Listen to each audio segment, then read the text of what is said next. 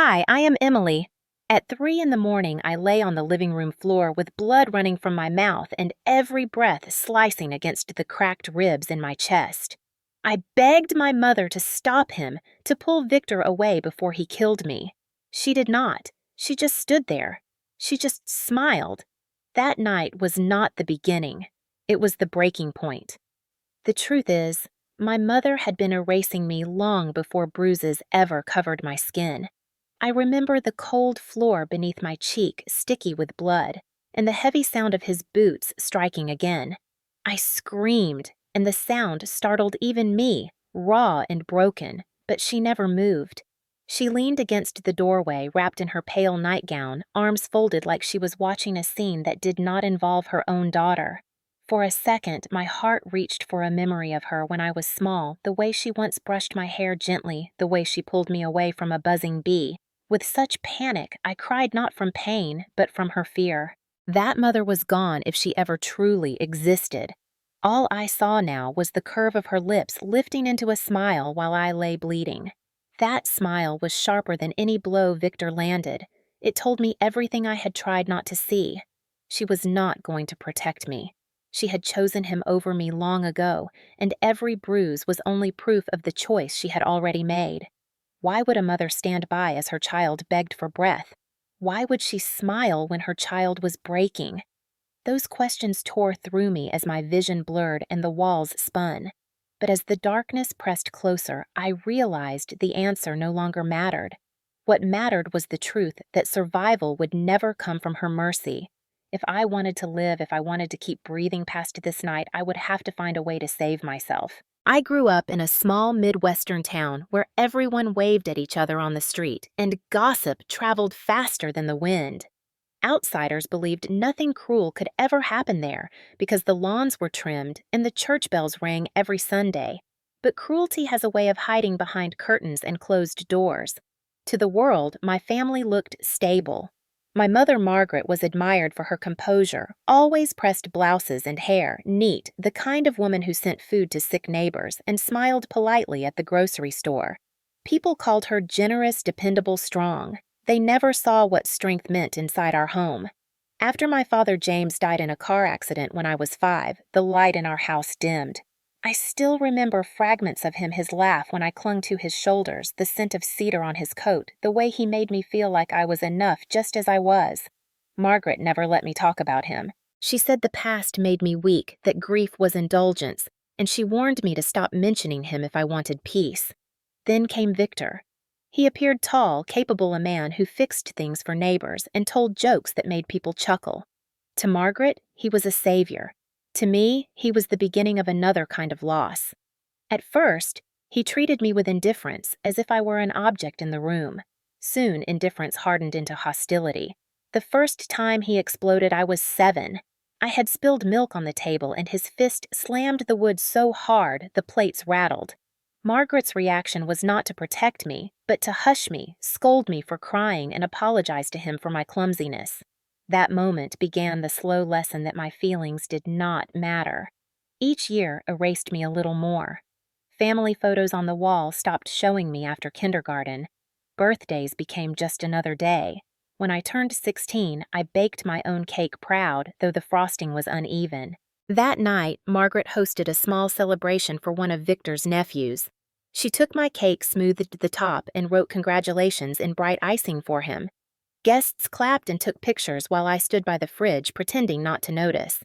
It was not just neglect, it was erasure, a rewriting of who mattered in that house. At school, I clung to hope. I studied hard and dreamed of college.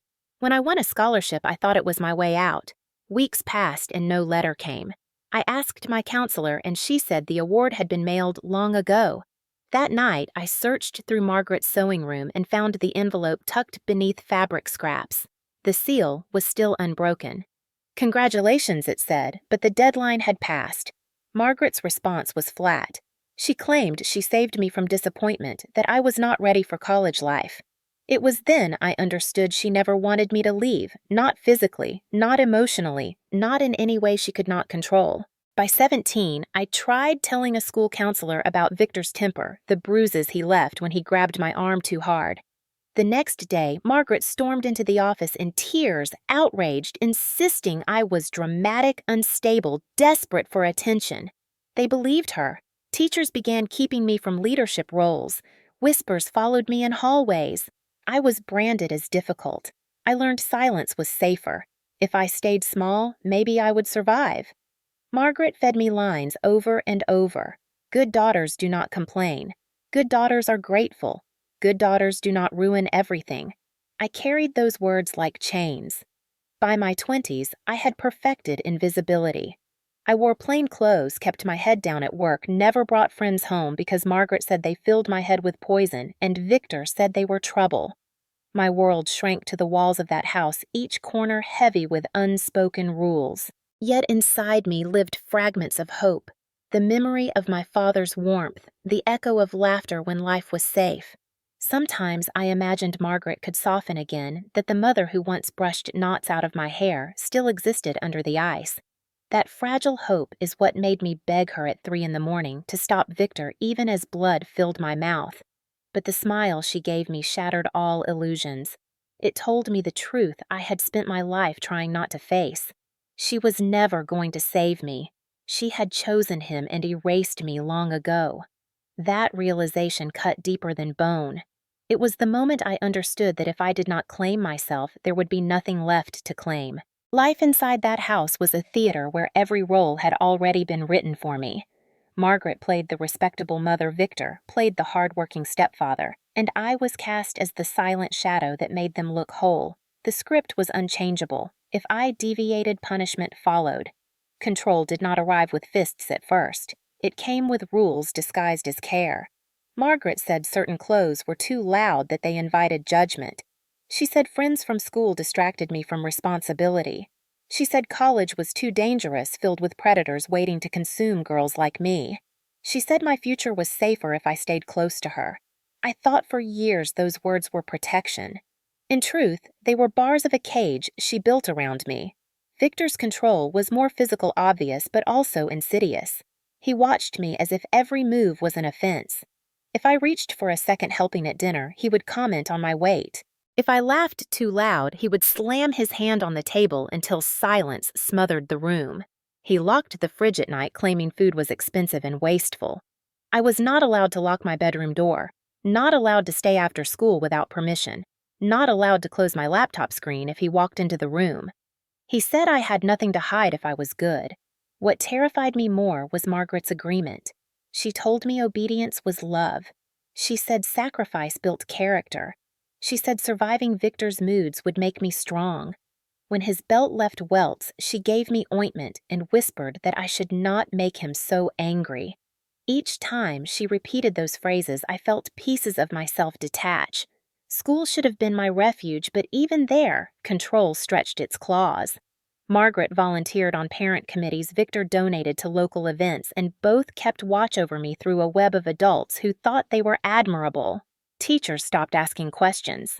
Neighbors praised their discipline. I became the problem child in everyone's eyes, the difficult daughter who should be grateful.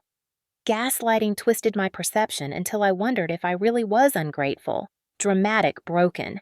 Some nights I would stand in front of the mirror and whisper apologies to my reflection, just to practice the art of surrender.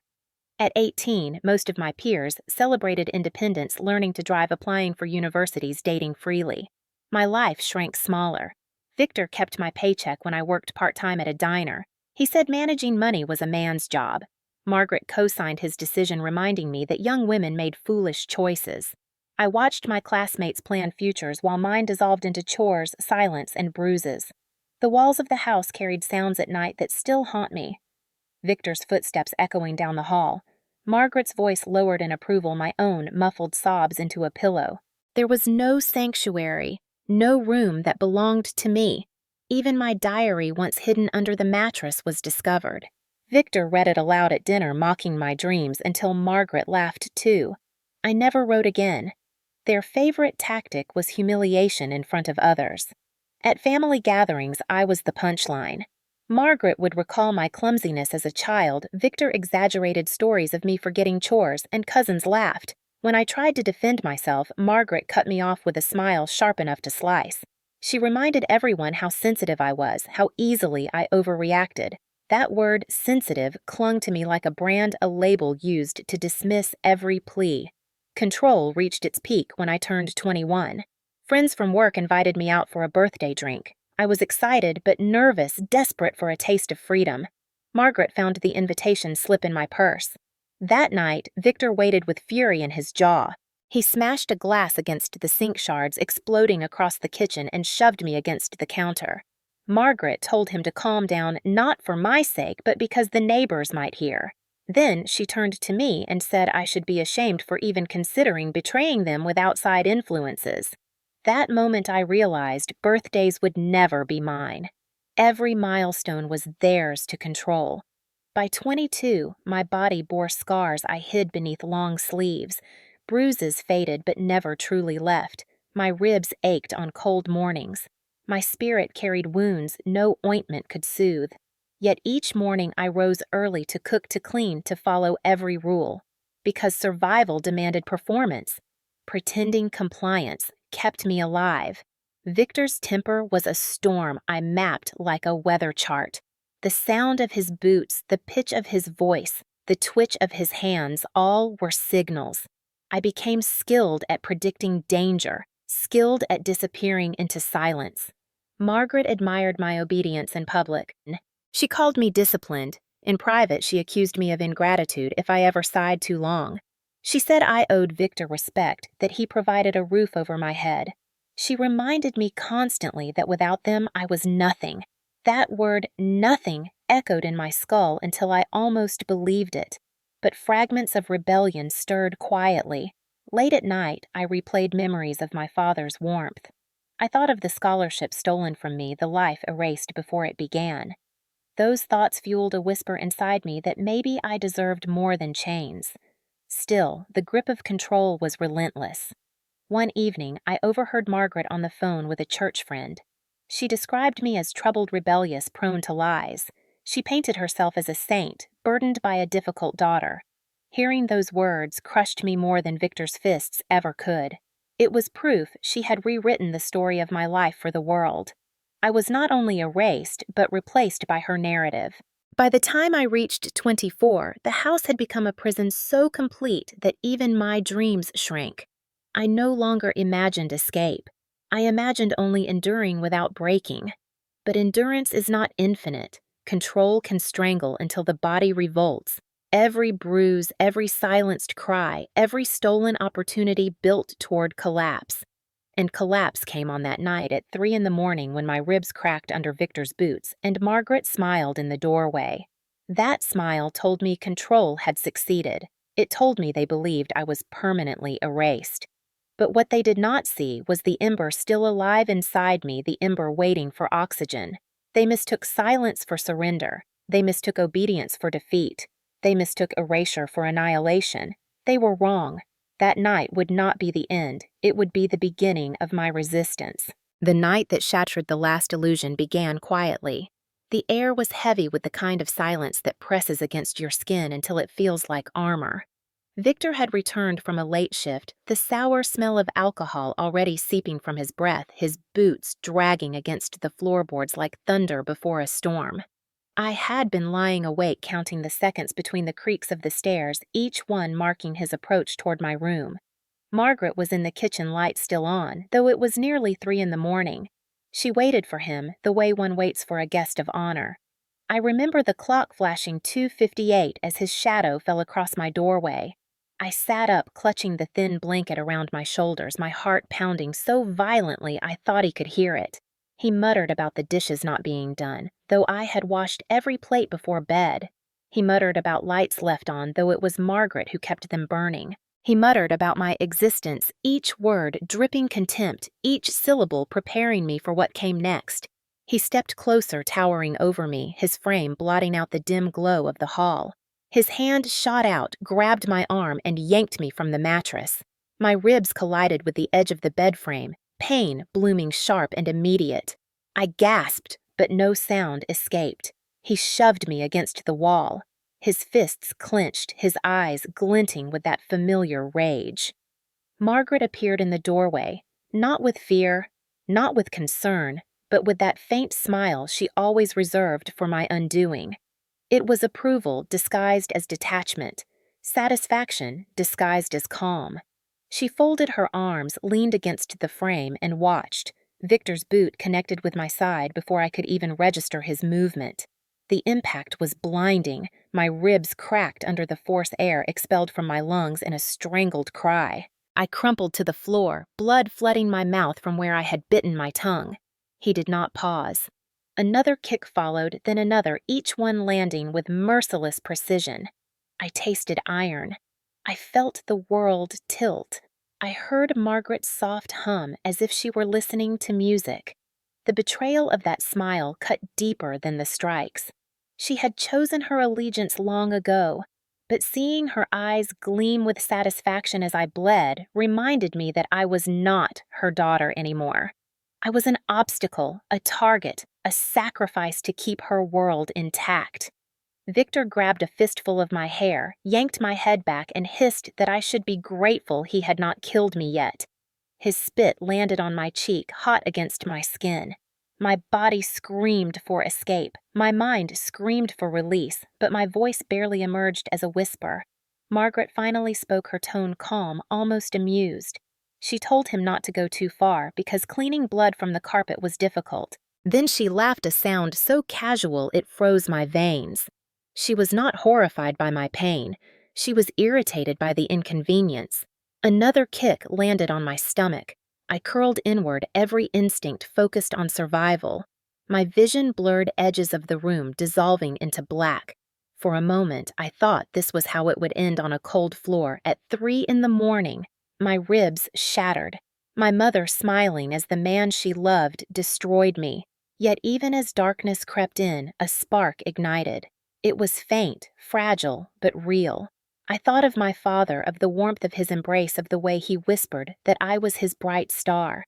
I thought of the scholarship letter hidden away, of the life that had been stolen.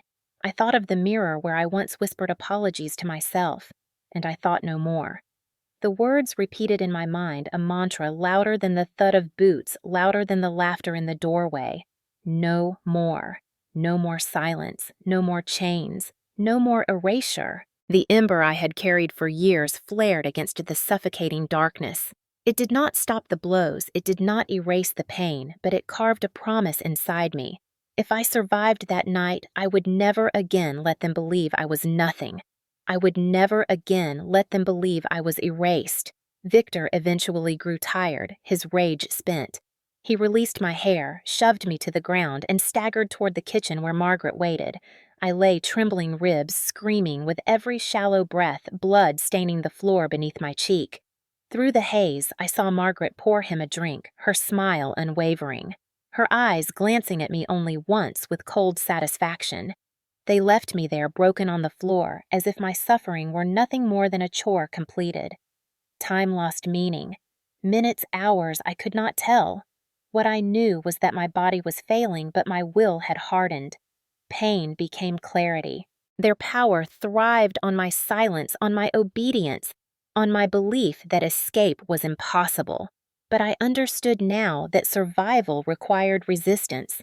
Not loud rebellion yet, not confrontation yet, but a seed planted deep inside. That seed would grow nurtured by every bruise, watered by every tear, strengthened by every betrayal. When dawn arrived, light filtered through the curtains harsh against my swollen eyes. I forced myself up every movement, agony. Each step to the bathroom was a battle. I cleaned the blood from my face, stared into the mirror, and saw not just wounds, but proof that I had endured. The reflection showed ribs protruding, skin-bruised eyes hollow, but behind the hollowness was determination. For the first time, I did not whisper apologies. I whispered promises. I will survive. I will fight. I will make them see me. Margaret tapped on the door, her voice calm as she told me to hurry because chores awaited. No sympathy, no acknowledgement, just the continuation of control. But something inside me had shifted permanently. They had tried to annihilate me that night, but instead they forged me into steel. The climax of violence was not my end. It was the beginning of their downfall. The morning after the beating, I moved as if my bones had turned to glass. Each breath was agony, each step a reminder of the ribs cracked beneath Victor's boots, yet I forced myself through the motions because survival demanded it. Margaret handed me a mop and said the floors needed scrubbing. Her tone was casual, almost cheerful, as though nothing unusual had happened. That was the first sign of how deeply she believed I was broken. She assumed my silence was permanent, that I would continue to obey, even as blood still dried at the corner of my mouth. She did not see the ember that had begun to burn brighter. Intelligent resistance does not roar at first. It whispers, it plans, it calculates. I knew an open rebellion would only tighten their chains, so I chose subtlety. I began to listen more closely to notice details I had once ignored. Victor left his phone unattended on the counter when he drank too much. Margaret wrote everything down in a little ledger she kept by the telephone. Their world revolved around control, but control often creates patterns, and patterns can be exploited. At work, I forged small alliances. A waitress named Clara noticed the stiffness in my walk, the bruises I tried to hide. She asked once if I was safe. I wanted to lie, but something in her gentle eyes disarmed me. I admitted only that home was difficult. She squeezed my hand and said if I ever needed a place to go, she would open her door. I stored that promise deep in my memory, a possible lifeline. I started collecting evidence, not photographs that would be too dangerous if discovered, but written notes disguised as grocery lists or recipes. Each time Victor exploded, I recorded the date, the time, the injury. Each cruel comment from Margaret was written between lines of instructions for stew or pie. My notebook looked harmless but became a map of abuse, proof that my suffering was not imagined. The control they exercised had convinced the outside world that I was unstable, but facts on paper could someday tell the truth. At night, when Victor snored and Margaret slept, I experimented with the old laptop hidden in my closet. Internet access was limited, but I discovered how to use the diner's Wi-Fi during breaks. I researched shelters' legal aid survivor stories. I learned that silence was their greatest weapon, and breaking that silence could dismantle them. Knowledge became my rebellion. Still, I played the role they expected during the day. I kept my eyes lowered, my voice soft, my obedience steady. They thought I was contained, but inside, I was building walls of a different kind. Walls that would protect me when the time came to escape. Small acts of defiance nourished me. Once, Victor demanded I fetch his cigarettes, but I pretended not to hear until he shouted louder. The fury in his eyes was dangerous, but I savored the tiny flicker of control I had seized. Another time, Margaret criticized my cooking in front of relatives, and I responded with a polite smile that concealed my contempt. They saw meekness. I felt resistance. Each act reminded me I was not erased. I began to confide a little more in Clara, careful not to reveal too much. I told her I was saving money, though in truth, Victor confiscated most of my earnings. She pressed a $20 bill into my hand and said to keep it hidden. That small kindness felt like a fortune. I concealed the bill inside the hem of an old sweater. Every time I touched it, I felt the possibility of freedom. Intelligent resistance also meant preparing my body and mind. I practiced breathing techniques to manage pain, memorized emergency numbers, and studied how others had escaped. I learned to recognize the signs before Victor's rage erupted and sometimes slipped away to the bathroom just long enough to avoid the first strike. These tactics did not stop the violence, but they reminded me that survival could be strategic, not just reactive. The turning point came when I discovered Victor had unpaid debts. One evening while cleaning, I found letters stuffed in a drawer, threats from loan collectors. He had kept them hidden from Margaret. That knowledge was power. If used correctly, it could fracture their alliance. I did not confront them immediately. Instead, I tucked the letters into my notebook, another weapon for the future. My mind began weaving possibilities of how to use their own secrets against them. I fantasized about standing in court, notebook in hand, truth spilling into the light. I imagined Margaret's smile faltering, Victor's fists useless against evidence. Each fantasy fueled my determination, but fantasies alone were not enough. I needed a plan. Clara became part of that plan without knowing the full story. I asked casual questions about bus routes, about neighborhoods far from our town. She answered kindly, unaware that I was plotting escape. I memorized the schedules, the stops, the costs. Each detail was a step on the ladder out of my prison. Still, the risk of discovery loomed like a shadow. Victor's paranoia grew with every drink. He accused me of plotting even when I had done nothing. Margaret began inspecting my room more frequently. Once she found the notebook but dismissed it as recipes. My heart nearly stopped that day, but relief washed over me when she tossed it aside. It reminded me how fragile my resistance was, how careful I needed to be. The more they underestimated me, the stronger I became. They saw only a broken daughter. They did not see the strategist forming in the shadows. By 25, my spirit no longer whispered apologies. It whispered instructions. Gather evidence, build allies, memorize exits. Wait for the moment when silence can be shattered. That moment had not yet arrived, but I knew it would. Every bruise, every humiliation, every night spent bleeding on the floor was fuel. Intelligent resistance is not the absence of fear. It is the mastery of fear. It is the quiet preparation that turns victims into survivors. I was no longer content to endure. I was preparing to win. The moment to strike did not come with fanfare. It arrived like a crack in glass, small and nearly invisible until pressure made it shatter. Victor's debts had grown worse. Collectors began calling the house, their voices sharp with threats. Margaret's calm facade faltered for the first time when she realized her perfect world could crumble. She demanded explanations from him, but he barked back that she should mind her place. Their unity began to fracture, and I knew it was time to turn fractures into ruins. I had spent months gathering evidence, filling my notebook with dates, injuries, comments, and now the letters of debt collectors. I could have run quietly, but something deeper demanded more. Running would free me, but exposing them would ensure they could never erase me again. Public revenge required timing and audience, and fate handed me both when Margaret decided to host a family gathering one Sunday afternoon.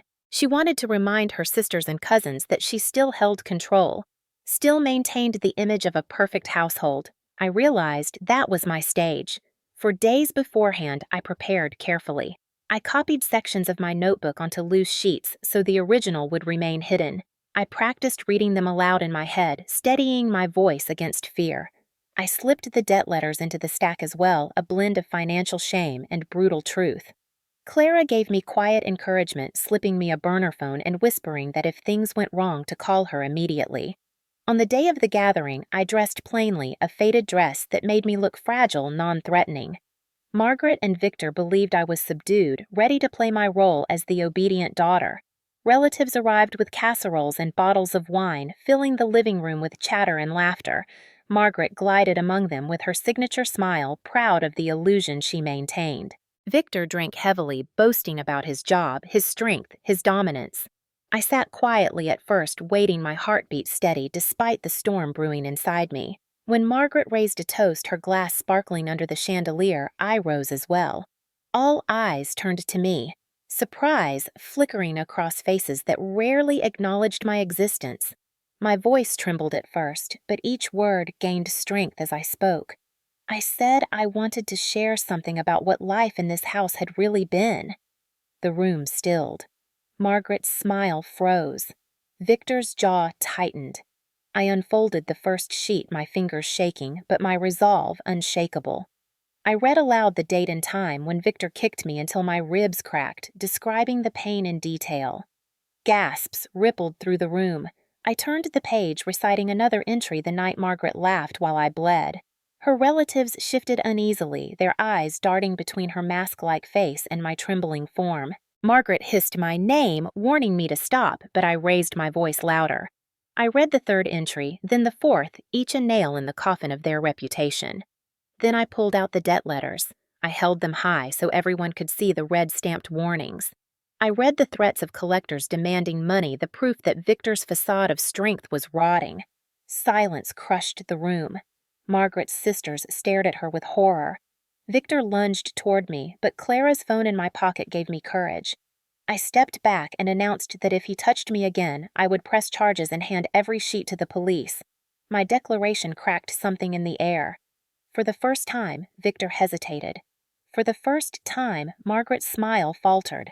Then, something remarkable happened. One of Margaret's cousins stood up and said she had always suspected something was wrong, that she had seen bruises but had been too afraid to ask. Another relative said she once overheard Victor's cruelty. Slowly, the silence turned into a wave of voices' condemnation rising against them. Margaret tried to laugh it off, calling me dramatic, accusing me of fabricating stories. But the evidence in my hands was undeniable, the letters damning. I held them up again and told everyone this was the truth they had ignored for years. The mask shattered. Margaret screamed at me, her composure gone, calling me ungrateful, a liar, a disgrace. But her voice trembled with desperation, not confidence. Victor slammed his fist on the table, but the room no longer feared him.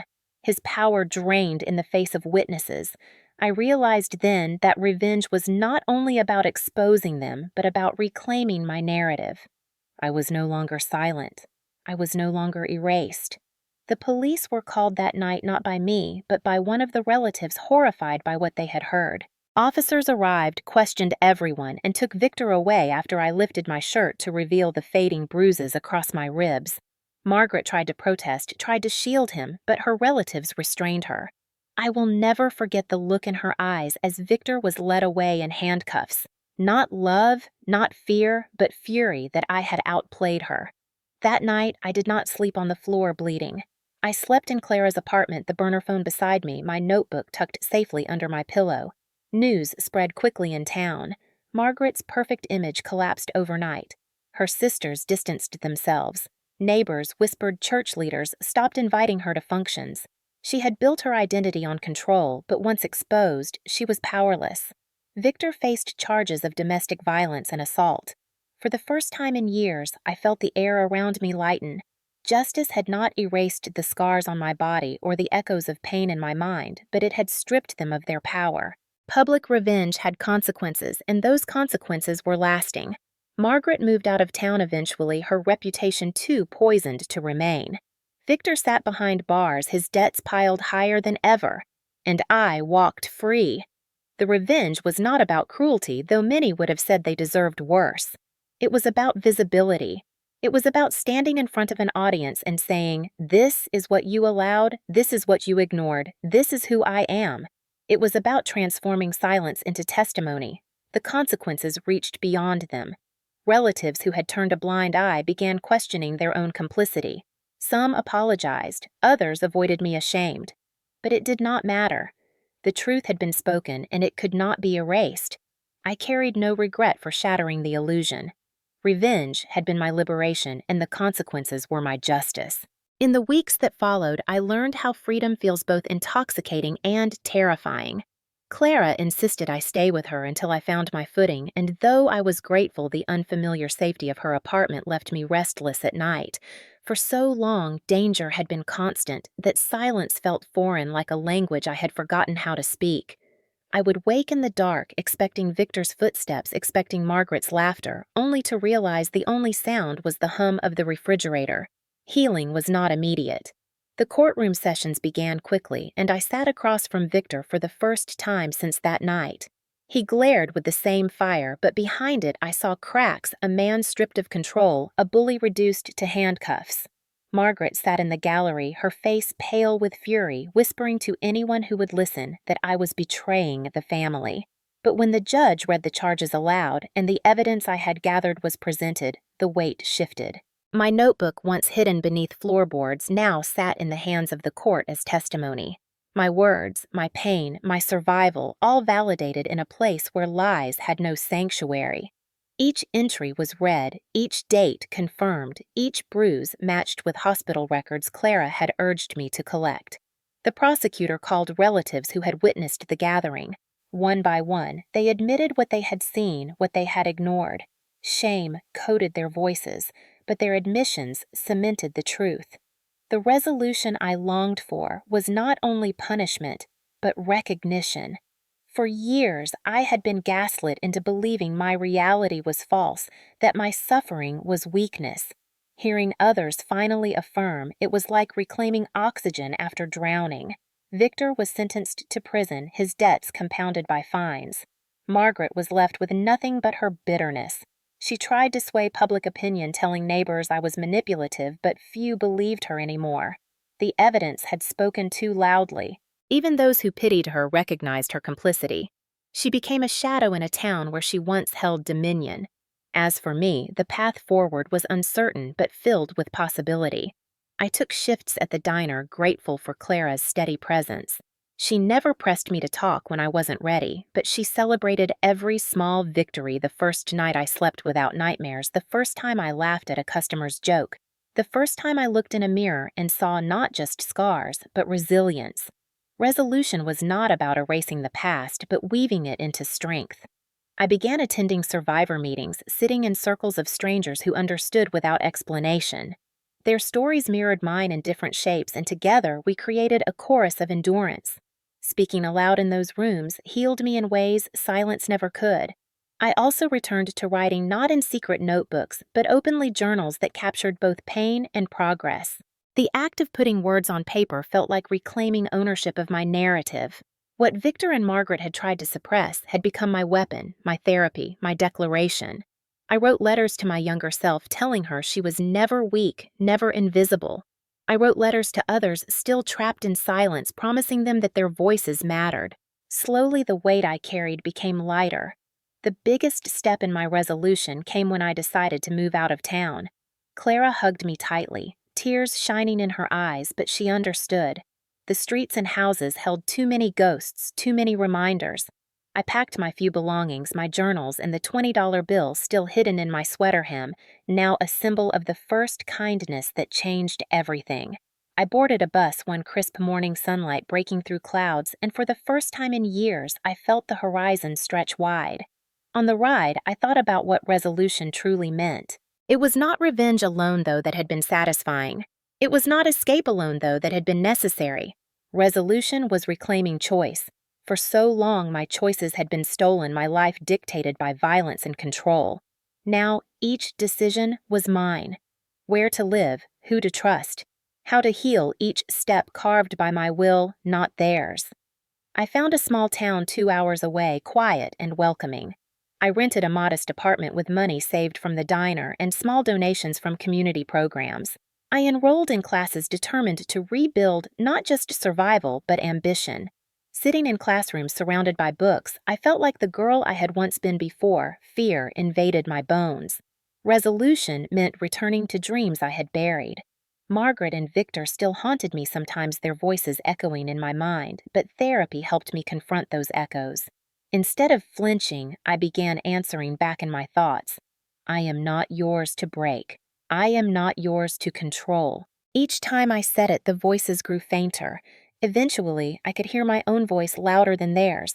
The town never saw me as the broken girl. They saw me as a woman building herself again, a woman who had faced storms and still stood. That shift was profound. It reminded me that resolution is not given, it is claimed. One evening, as I watched the sunset from my small balcony, I realized the story no longer belonged to Victor or Margaret. It belonged to me. They had been chapters, brutal and ugly, but not the whole book. The rest of the story was mine to write, and I intended to write it with courage. Looking back now, I sometimes wonder how I survived nights that seemed endless, where each breath felt like defiance and each sunrise only promised more pain. When I think of the girl curled on the floor at 3 a.m. with cracked ribs and blood on her lips, I ache for her, but I also marvel at her. She was fragile, yet unbroken, scared, yet still breathing, erased, yet still whispering her own name inside her heart. That girl carried me here, and I will never dishonor her again by forgetting her strength. Reflection comes with clarity. I see now that Margaret's smile was never love. It was control. Victor's fists were never power. They were fear disguised as dominance. And all those years when I thought silence was survival, I realized silence was also their weapon. By speaking, I reclaimed everything they tried to bury. I know some people might ask why I chose to expose them so publicly, why I did not simply slip away quietly and begin anew. The answer lies in the wounds that never healed in shadows. Quiet escape would have freed me but left them unchallenged, left them free to hurt others. Speaking out made the invisible visible. It forced eyes to open. It forced those who turned away to face their complicity. That is the kind of justice that lasts beyond one life. In reflection, I also see how crucial the smallest acts of kindness can be. A $20 bill hidden in a sweater, a cousin's unwavering belief, a stranger at a diner who smiled like I mattered, all became threads in a lifeline strong enough to pull me out. People often underestimate how much hope can grow from the smallest seeds. I hold on to that knowledge now, offering kindness whenever I can, because I know it may save someone else from drowning. Reflection also brings acceptance. The scars on my body will never vanish, nor will the memories of Margaret's laughter echoing in the background of my pain. But instead of resenting them, I accept them as proof. Proof that I endured, proof that cruelty could not erase me. They are not just reminders of suffering, they are symbols of survival. In their twisted way, they tell me every day that I am stronger than those who sought to break me. Sometimes I wonder if Margaret ever reflects on what she lost. Perhaps in some quiet hour she remembers the daughter she tried to erase. Perhaps Victor behind prison walls thinks of the power that slipped through his fists like sand. Or perhaps not. Perhaps they cling to their illusions bitter and blind. Either way, it no longer matters. Their reflection is theirs to carry. Mine is what I choose. And I choose to see light. I choose to see the girl who refused to stay silent, who turned humiliation into testimony, who transformed brokenness into resilience. I choose to see a future that belongs to me alone. Reflection has also taught me that revenge was only the beginning. The real triumph is not in watching them fall, but in rising myself. The real victory is not in their disgrace, but in my freedom to smile, to sleep in peace, to dream without fear. I do not live for their downfall, I live for my own beginning. When I reflect on everything I see, a pattern of undulation, pain followed by courage, despair followed by defiance, loss followed by gain. That rhythm is life itself. It is not about avoiding darkness, but about learning that light always follows if you keep moving. That knowledge is the anchor that holds me steady now. If there is one message I want anyone listening to carry from my story, it is this: you are not invisible. Even when voices tell you otherwise, even when fists or laughter try to erase you, you remain. Your name, your truth, your strength cannot be stolen. Speak it, write it, shout it if you must. The world may try to turn away, but eventually the truth becomes too loud to ignore. My reflection is not only personal, it is a call to anyone still trapped, still silenced, still doubting. You are not weak for surviving, you are powerful for enduring. And one day, you will not just endure, you will overcome. In the aftermath of everything I went through, life did not suddenly turn golden or easy, but it did become mine, and that made all the difference. The first weeks after Victor's sentencing were filled with a quiet I had never known. No more footsteps in the hallway that made me tense. No more laughter from Margaret that cut sharper than knives. No more fear that every mistake would be punished with bruises. I woke each morning uncertain of what to do with this new freedom. Sometimes I would sit by the window with a cup of coffee and simply let the sun warm my face, as if proving to myself that peace could exist. I learned quickly that aftermath is not just relief, but also confrontation. Trauma lingers. Nightmares visited me often, and I would jolt awake, gasping, convinced I was back on the living room floor. Therapy became essential not just for healing, but for teaching me that these memories did not mean I was still trapped. They were echoes, not realities. Each session gave me tools to reclaim control over my mind, the same way I had reclaimed control over my body. My therapist reminded me to celebrate small victories. The first time I slept a full night without waking in panic was a milestone. The first time I laughed freely with Clara over a silly movie felt like a rebirth. These moments were seeds of a new life, and I watered them carefully. The moral I began to see in my own story is that survival is not enough. We are meant to live, not just endure. For too long, I measured success in breath-by-breath survival. But aftermath taught me to measure success in joy, in choice, in freedom. That was the ultimate takeaway. Victor and Margaret had taken years from me, but they did not take my capacity to feel happiness again. Their power ended the moment I chose to speak. Aftermath also meant facing the town that had once idolized Margaret. At first, I feared judgment. Would they see me as weak? Would they whisper that I had exaggerated? Would they pity me instead of respect me? To my surprise, many offered apologies. Neighbors confessed they had seen hints of cruelty but dismissed them as family discipline. Relatives admitted they had ignored the signs because confronting Margaret was easier to avoid. Their remorse did not erase the past, but it reminded me that truth changes perceptions. Speaking out reshaped how people understood not only me, but themselves. It sparked conversations about what silence costs. Some even joined community efforts to support victims of abuse inspired by my case. That ripple effect gave my suffering purpose beyond myself. It showed me that even pain can become a foundation for change. Financially, the aftermath was difficult. I had little saved and trauma had delayed my education, but Clara stood by me. With her help and with small scholarships, I returned to school. Walking into a classroom for the first time in years terrified me, yet it also filled me with pride. I was not just Emily the victim. I was Emily the student, Emily the writer, Emily the survivor who refused to let her story end in tragedy. Education became my revenge and my redemption. Each paper I wrote, each exam I passed was proof that Margaret and Victor had not stolen my future. In fact, they had fueled my determination to build one brighter than they ever imagined. The moral takeaway I want to give to anyone listening is that no matter how broken you feel, the pieces can be rearranged into something stronger. Healing is not linear. Some days I still cry without warning. Some days a sound triggers memories that send me spiraling. But healing is not about never breaking down again. It is about rising every time you do. It is about knowing that scars are not signs of weakness. They are medals of survival.